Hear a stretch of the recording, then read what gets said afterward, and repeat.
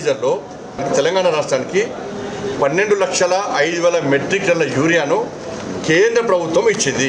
మీరు ఎంత వాడుకున్నారు? దాన్ని 9 లక్షల మెట్రిక్ టన్నులు వాడుకున్నారు. ఇంకా 3 లక్షలు ఆల్రెడీ మిగిలింది. సరే, 1 లక్ష అటు ఇటు పోనీ, ఇంకో 2 లక్షల మెట్రిక్ టన్నుల యూరియా ఉంది కదా, దాన్ని వాడుకోలేక ఎందుకు ఇవాళ మీరు నిర్లక్ష్యం చేస్తున్నారు?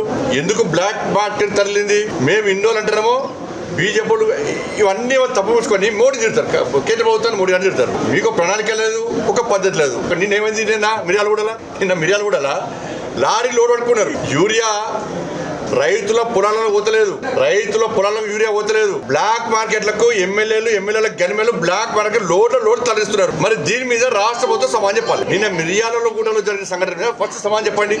ఇట్లా దొరికింది ఒకటి. కాంగ్రెస్ లో చాలా ఎక్స్పర్ట్స్, ఎందుకంటే వాళ్ళు దీనిలో చాలా 40-50 సంవత్సరాలు దేశాన్ని రాష్ట్రం పాలించేవారు. ఎట్లా దొరికిందో అది ఆయన కొత్తగా చేసినాడు ఎమ్మెల్యేలు పోయి. ఇవాళ 2014 కంటే ముందు యూరియా కోసం చెప్పులు పెట్టేటోళ్ళు, సంచులు పెట్టేటోళ్ళు, పొద్దున పోయి లైన్లో నిల్చుంటోళ్ళు.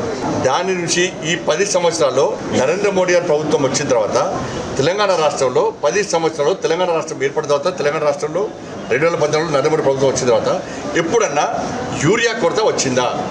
ఈ 10 సంవత్సరాలు. ఈ సంవత్సరం ఎందుకు వస్తున్నది? ఒక ప్లాన్ లేదు. రబీ సీజన్లో వాళ్ళు వాడుకున్నటువంటి యూరియాకు లెక్కపత్రం లేదు. దాన్ని కప్పిపుచ్చుకోవడానికి మోడీ ప్రభుత్వం ఇస్తలేదు, కేంద్ర ప్రభుత్వం ఇస్తలేదు. అన్ని కేంద్రం ఇస్తాకే మీరు ఎందుకంటే తెలంగాణ రాష్ట్రం చెప్పరాదు.